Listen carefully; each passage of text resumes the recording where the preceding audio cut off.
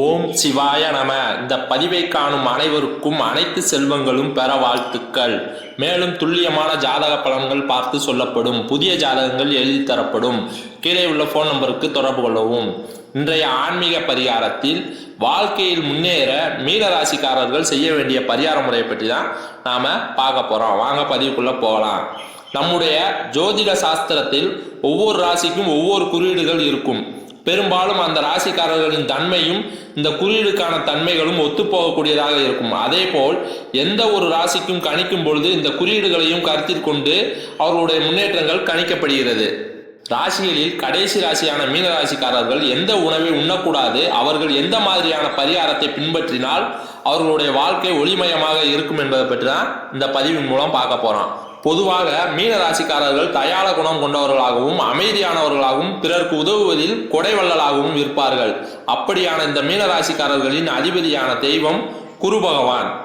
குரு ஒருவரை பார்த்தாலே அவர்களுக்கு கோடி பலன் கிடைக்கும் போது அந்த குரு பகவானை தங்களுடைய ராசியின் அதிபதியாக வைத்திருக்கக்கூடிய மீன ராசினர் எப்படி வாழ்க்கையில் முன்னேற வேண்டும். ஆனாலும் சில இடங்களில் மீன ராசிக்காரர்கள் எப்போதும் துன்பப்பட்டு கொண்டு ஏமாந்து கொண்டும் இருப்பார்கள். அதற்கு ஆன்மீக கூறும் காரணம் இதான். இந்த ராசிக்காரர்களின் குறியீடு என்று பார்த்தால் அது மீன். ஆகையால் மீன ராசிக்காரர்களில் அசைவம் உண்பவர்களாக இருந்தால் மீன் சாப்பிடுவதை முற்றிலுமாக தவிர்த்து விட வேண்டும் என்று சொல்லப்படுகிறது. இந்த ஒரு விஷயத்தை அவர்கள் வாழ்க்கையில் கடைபிடித்தால் அவர்கள் பலவிதமான மாற்றங்களை பெற முடியும் என்று சொல்லப்படுகிறது. இதை செய்வதுடன் அவர்கள் வியாழக்கிழமைகளில் மஞ்சள் நிற உடையை அணிவது கட்டாயமாக பின்பற்ற வேண்டும். ஏனெனில் மஞ்சள் குரு பகவானுக்கு உகந்த நிறம். அந்த மஞ்சள் நிறத்தை வியாழக்கிழமையில் உடுத்தும் போது அவர்களுக்கு அற்புதமான பலன்கள் கிடைக்கும்.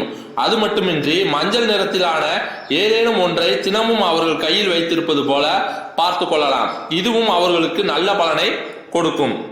இத்துடன் வியாழக்கிழமையில் 3 செவ்வாழை எடுத்து அதன் நடுப்பகுதியில் இருக்கும் பழத்தை எடுத்துவிட்டு நெய் ஊற்றி திரி போட்டு கொஞ்சம் பச்சை கற்பூரமும் நெய்யில் சேர்த்து குரு பகவானுக்கு தொடர்ந்து தீபம் ஏற்ற வேண்டும். இந்த தீப பரிகாரத்தை அவர்கள் செய்ய செய்ய அவர்கள் வாழ்க்கையில் பணம் பொன் பொருள் அனைத்தும் சேர்ந்து சமுதாயத்தில் நல்ல அந்தஸ்துடன் வாழ்வார்கள் என்று சொல்லப்படுகிறது. மேலும் இந்த சேனலில் வரும் பதிவுகளை தொடர்ந்து பார்க்க இந்த சேனலை சப்ஸ்கிரைப் பண்ணுங்க, லைக் பண்ணுங்க, ஷேர் பண்ணுங்க. நன்றி.